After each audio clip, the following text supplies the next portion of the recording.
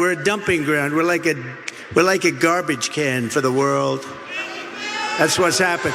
That's what's happened to her. We're like a garbage can. You know, it's the first time I've ever said that. And every time I come up and talk about what they've done to our country, I get angrier and angrier. First time I've ever said garbage can, but you know what? It's a very accurate description. No, it's not. America is awesome. I love it. But we're in a situation where everything is topsy-turvy. So now, if Democrats had said this before, Republicans would be like, they're trashing America. How dare they call us a garbage can? Those leftists hate America. But then on the other hand, the Republicans used to be against the Russians. Now they're like, oh, we love Russia. Russia's our best friend, right? And they used to be against communist dictators. And they're like, Kim Jong-un fell in love. We love communist dictators. What's going on here? Okay, now you're not gonna be surprised to find out that the context of that was he was calling immigrants trash. And that they were such trash, they're turning the whole country into trash. Seems like such a swell guy. Here you go. When Kamala came in, she deliberately dismantled our border and threw open the gates. She threw them open. The gates to an invasion of criminal migrants from prisons and jails, from insane asylums and mental institutions. She has unleashed an army of migrant gangs who are waging a campaign of violence and terror against our citizens.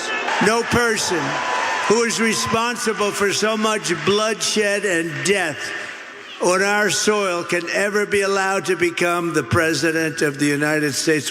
Okay, so let's note a bunch of things here. Like, can you believe Kamala Harris called Donald Trump a fascist? Can you believe it? He's like, this person responsible for so much bloodshed and death all over the streets. We can't elect her. She's just at work. Bloodshed, death. Yeah. So what happened? You guys don't mind that?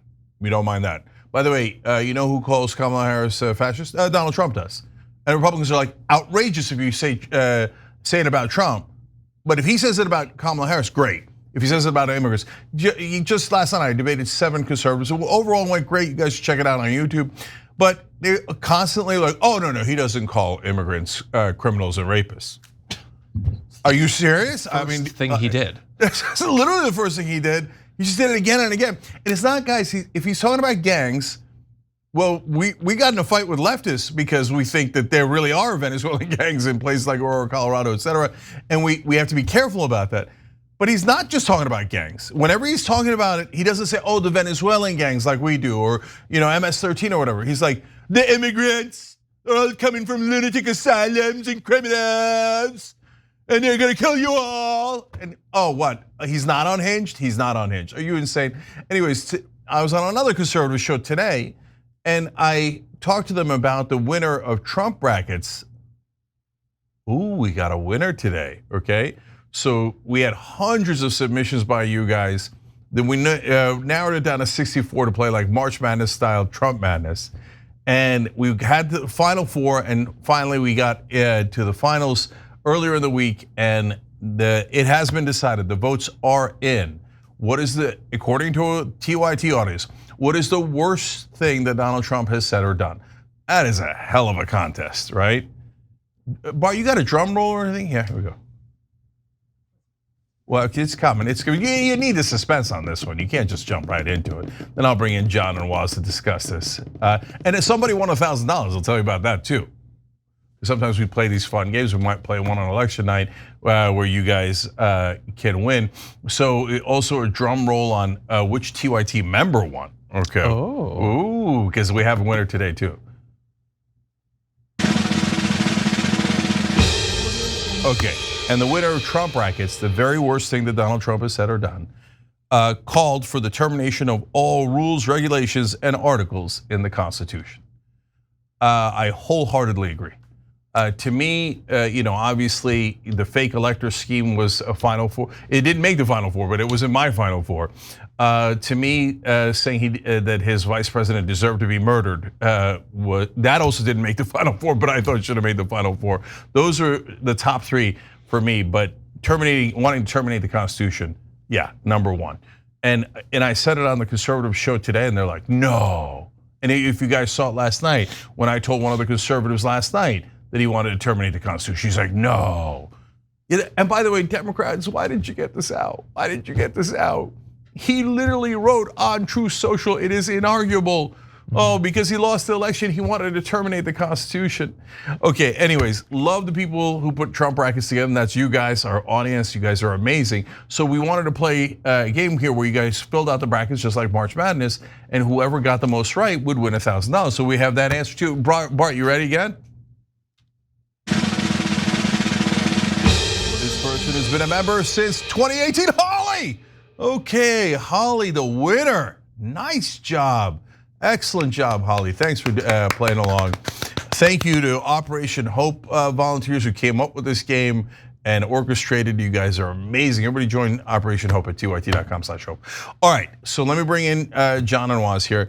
A lot to talk about. John, you got the immigrants are turning America into garbage. You got terminating the Constitution. Thoughts? Yeah. First of all, it's deeply strange to be sitting at the desk and have you throw to me for comment.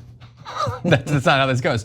But anyway, yeah, so I hate it and I hate him. I know that, I'm supposed to not be biased or whatever. I think people probably suspected where my heart lay, but I despise everything about him. He is utterly grotesque. He's a terrible, terrible person, and he cannot fade from public awareness fast enough. And I really hope that him losing the election is a big step in that direction.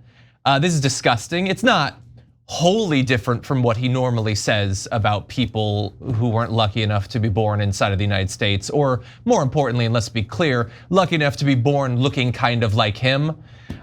He says stuff like this quite a bit. And by the way, it's not that different than what a lot of Republicans say. Tucker Carlson said, immigrants make us dirtier.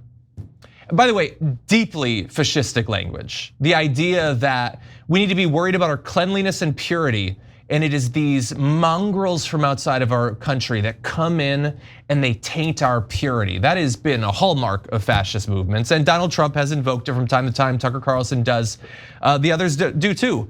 The idea that migrants are not some people perhaps that have committed crimes or might, but generally at lower rates than native-born Americans, and a lot of people who are struggling to have a better life, as virtually every wave of migrants that has ever come into the United States throughout its long history have, is disgusting.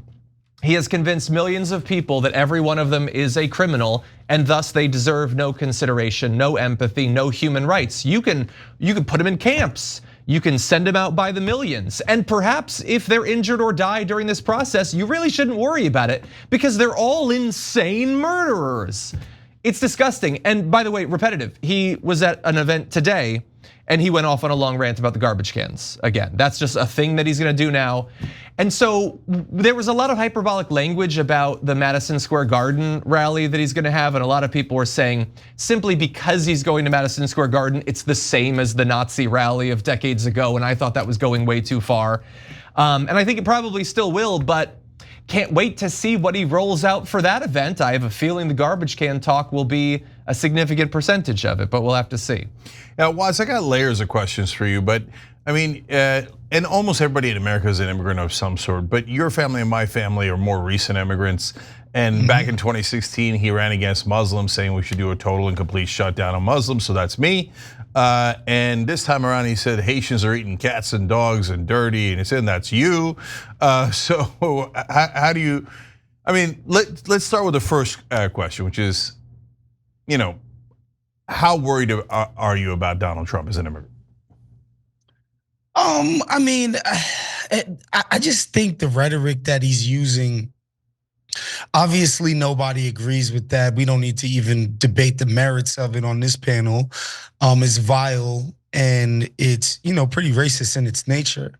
I think it's a mistake on his part, honestly. I think it hurts him more than it helps him. And we've talked about this before up here on the show, and that Republican politicians oftentimes have more contempt for their constituents than pretty much anybody else, in that he genuinely believes that like calling immigrants pieces of garbage are what his audience want. He thinks he's serving them up red meat because he thinks they're foaming at the mouth racist, when generally, I think if he just came out with a message that was like, look, We're a sovereign nation. We get to control our border, who's coming in, and there should be a process, and we should enforce it, and it should be orderly. I think most people, specifically within his coalition, would be like, that's exactly how we feel. That he feels the need to take it this far. I think he feels a little bit insecure, and I think, again, it just shows what he actually thinks of his audience. In terms of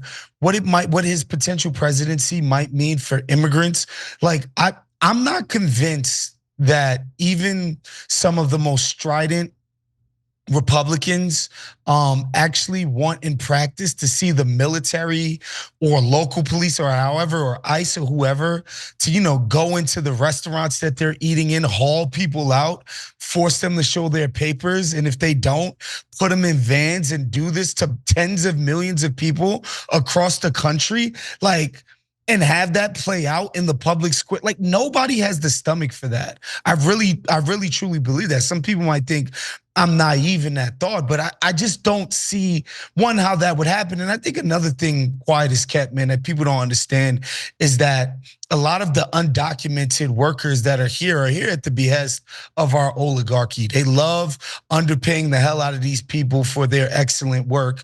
And I really do have a hard time believing that Donald Trump is gonna overrule the oligarchs of our country and kick every single undocumented worker out of our country. Look, I agree with you that he definitely proposes things that it's hard to imagine how they could like you can't collect 20 million people. Like that's literally, like, that's Nazi party stuff. You cannot set up the machinery of something like that. It's just too much.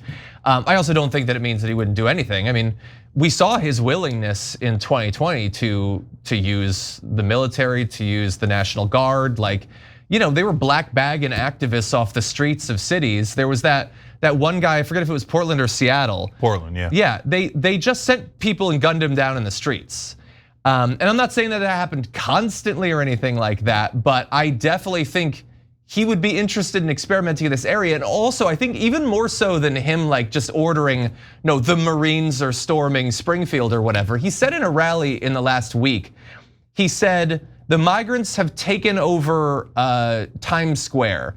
They have guns, they have weapons, the military doesn't even have. And I don't know what the hell that's supposed to mean or if any of this is based on anything. And then he said, there are people who'd like to go in and deal with them, and they're gonna be able to go in and deal with them.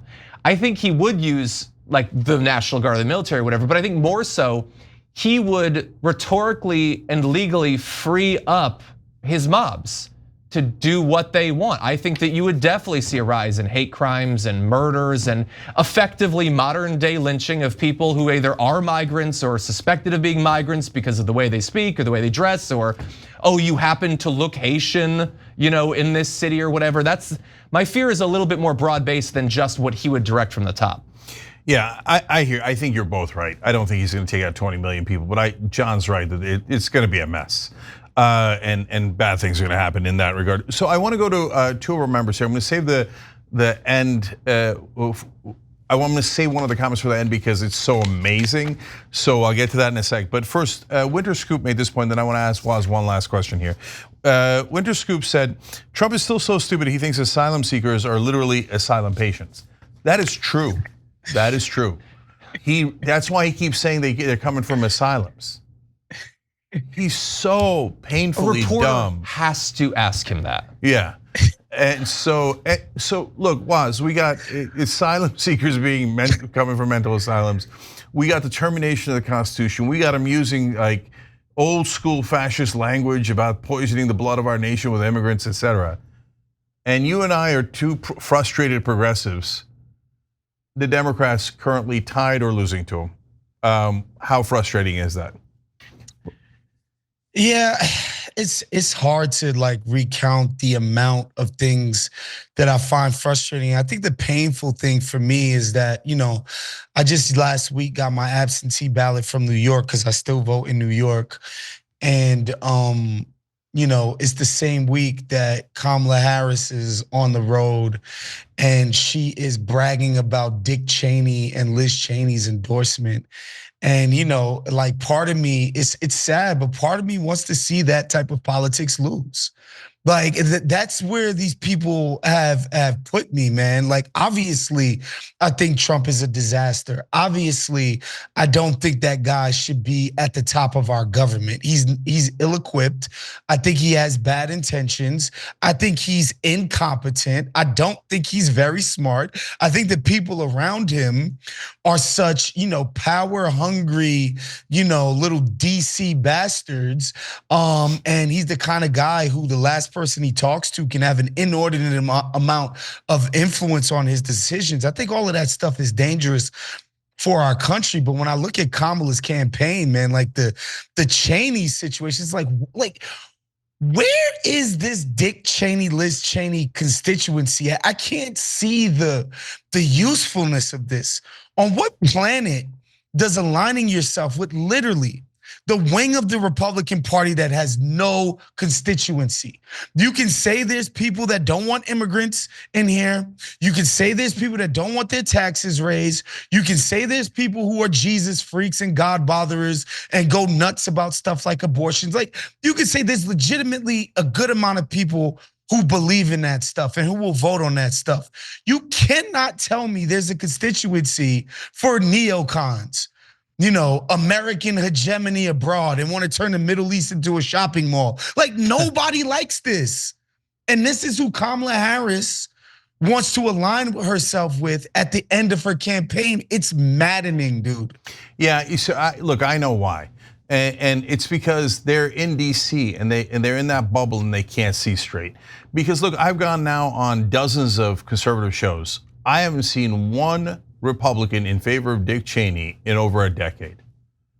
I'm sure that they exist somewhere in those magical suburbs that the Democrats are always talking about. But if she thinks she gained more Republican voters over progressive voters that she lost for backing Dick Cheney, and now we're worried that Liz Cheney might be the Secretary of Defense, she's crazy. That's not but the reason why they can't see straight on that is because everyone in Washington loves Dick Cheney and loves Liz Cheney. So they're like, what? None of them know a single progressive. None of them know a single populist. So they're like, what? Doesn't the whole country and all the Republicans love Dick Cheney? Last time I checked in several decades ago, that's what Republicans were. Man, wakey, you guys are a disaster. Anyways, so they're tied.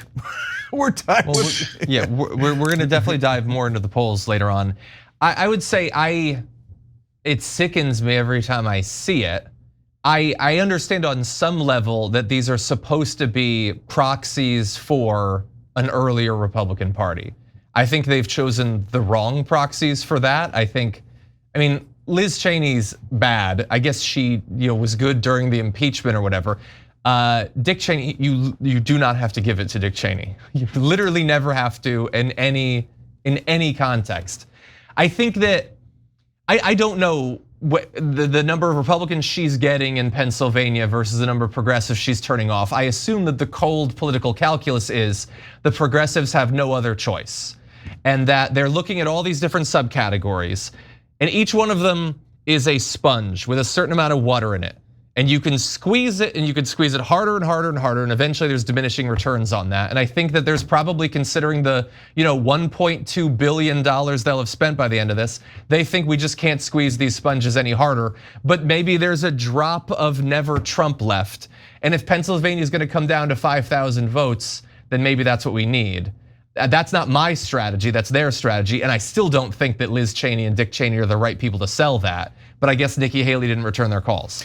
Yeah, so look, if at the end they find a poll, I don't know how they would do this, that supporting Dick Cheney cost them, make up a number, 10,000 votes, 100,000 votes. Do you think the Democrats would then learn the lesson? Oh, maybe we shouldn't be neocons, warmongers. No, what they'll learn, what they'll do is they'll say, these goddamn progressives, I can't believe they got Trump elected. They should have loved Dick Cheney more. They should have loved my strategy more. You're not gonna have that poll. The poll that you, I guess, would have is you would look in Pennsylvania, what percentage of the Republican vote did she get versus Biden in 2020? And ideally, it's a couple percentage points higher. Yeah, and by the way, of course, it's not just Liz and Dick Cheney. And guys, I'm gonna vote for Kamala Harris, okay? Because Trump's a madman. I'm undecided. But But it's the whole, hey, I'm going to support Israel's wars no matter what. I love the military talk, etc. Look, every time I talk to folks in the establishment, you have to understand this context, especially if you watch the Young Turks. They're not aware of any of this. They think wrapping herself around Dick Cheney and Liz Cheney is a genius idea to get those 7 Republicans in the suburbs. They think that it has no bad effect at all, okay? And that's just stunning to me. All right, finally we go to our last member comment here. And remember guys, we do the show with the members. Hit the join button below on YouTube or go to tyt.com/2024. Be part of our community on the website. And that's where we had the winner, Holly, who won the Trump brackets. And then she wrote in. And so Holly Berry 84, already a funny handle, wrote in and said, oh my God, I won. LOL. Awesome. Watch it live. Okay, see Holly, look at that. So I said, you guys are gonna get $1,000. Wrong, wait, why wrong? She wrote in, TYT, I love you so damn much. I would like to split the winnings with TYT so you can keep doing this amazing work. My dog was just really sick with pneumonia and the $500 will finish off paying her vet bill. Aww. Thank you so much. No, thank you, Holly. That's You're beautiful. unbelievable. I love our members so much. Who does that? Who does that? That is awesome. Right there with you, Bart. Well, can I actually mention someone who does something similar? So we did the Draganathon earlier this year. We were trying to have gifted memberships. That was like a competition. Everybody was competing to gift the most memberships. And we had a lot of really generous people. Gabby Mathis, a longtime member who might be watching now, won. And we wanted to put together this like big like gift package of like merchandise and stuff. And she was like, no, actually give that to a couple other people in the top 10 who had gifted, rather than getting it for herself. Like so selfless, it's amazing. Yeah, open minds, open hearts. That's what Young Turks is all about. I love this community. All right, come join us at tyt.com/2024. Holly, you're the best. And everybody check out John's show. That's what he's talking about, Damage Report and the Dragon Squad's his viewers. I love those guys. So, and I only have about 18 Dragon Squad t-shirts. Thanks for watching the Young Turks, really appreciate it. Another way to show support is through YouTube memberships. You'll get to interact with us more. There's live chat emojis, badges. You've got emojis of me, Anna, John, JR. So those are super fun. But you also get playback of our exclusive member-only shows and specials right after they air. So all of that, all you gotta do is click that join button right underneath the video. Thank you.